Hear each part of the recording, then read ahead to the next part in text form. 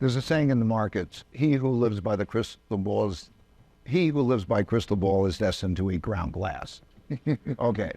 What I mean is, what you don't know is very important relative to what you do know. And for that reason, understanding how to properly balance and diversify a portfolio, and that diversification should be of countries, currencies, and asset classes, is something that's important. For most investors, to make tactical decisions is not going to be the best thing they can do. They'll do that badly.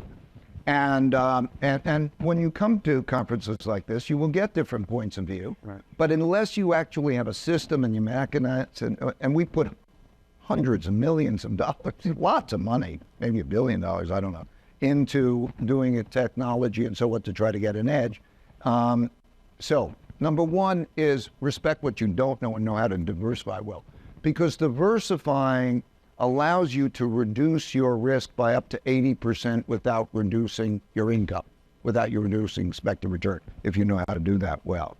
Okay, then I think then what you have to do is you have to look at the relative appeal of asset classes. So when I go through that calculation, the relative cash now has a relatively attractive appeal. Sort of people, when I said cash is trash, and that got a lot of attention, but that's when cash was nil. Okay. Now, when you look at the expected returns for this moment, cash is a relatively attractive asset class at this moment. It's not just attractive because it has a relatively decent, not great, but decent expected. In other words, it has something like a 1.5% real return, okay, not bad, and not bad in comparison to the other things, and it doesn't have price risk. So it looks relatively attractive, but let me complete the answer before you, because I see you're pulling at the bit. But then also, I think in this environment, and given the whole picture of all the things at work, there are three things that I look at as to where to invest. I want sound finances. So I look at income statements and balance sheets of countries. I want to invest in countries where they earn more than they spend, and they have more assets than liabilities. Okay. Second, I don't want to have where there's a lot of internal conflict, because the internal conflict is very dangerous. Last question, Ray. What comes next for Ray Dalio? There was speculation about going back to Bridgewater. Would you? That is you such said it was not going to happen. But wrong. But by the way, don't trust the media. I mean, I'll attest to that. I've been here for a long time. Okay. I'm with that. But are you interested in creating your own fund other than that? No, I'm not creating my own fund. Okay. I am. I have a family office that manages family and foundation funds. Okay, and I'm doing that. And but what comes next?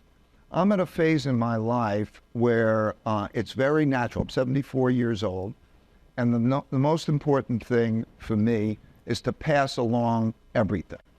Okay, to pass along some of the knowledge and principles that I've learned over a period of time, which is why I'm doing this, why I'm writing the books, and so on, and to pass along the wealth, and to pass along other things, and pass along Bridgewater. What a joy it's been to start it out of this 2-bedroom apartment, and 47 years later, to build this extended family and these wonderful people who are very, very capable, you know them, and to have them, this next generation, flourish and be a bit of a mentor to them. What a joy that is. And so my objective is to do that.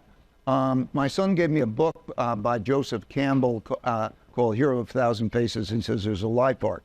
And there's a part in your life journey when there are 3 phases in life. There's the first phase where you're learning and you're dependent on others. Kids, they go to school and so on. Second phase of one's life is you're working and others depend on you and you're trying to be successful. And then there's a transition to your third phase. And in that third transition, he described it, and I instinctually feel it. There's this, what he called the passing of the boon. Now, what is the boon? I didn't know what the boon was. The boon is what you've acquired that are the gifts that you've acquired over that period of time. So I'm now in that phase, and I'm going to put out one more book, Economic Investment Principles, and then I'm going to be done with that phase. And so that's where I am. I'm savoring life with, my family, the things I like to do, and that's where I am.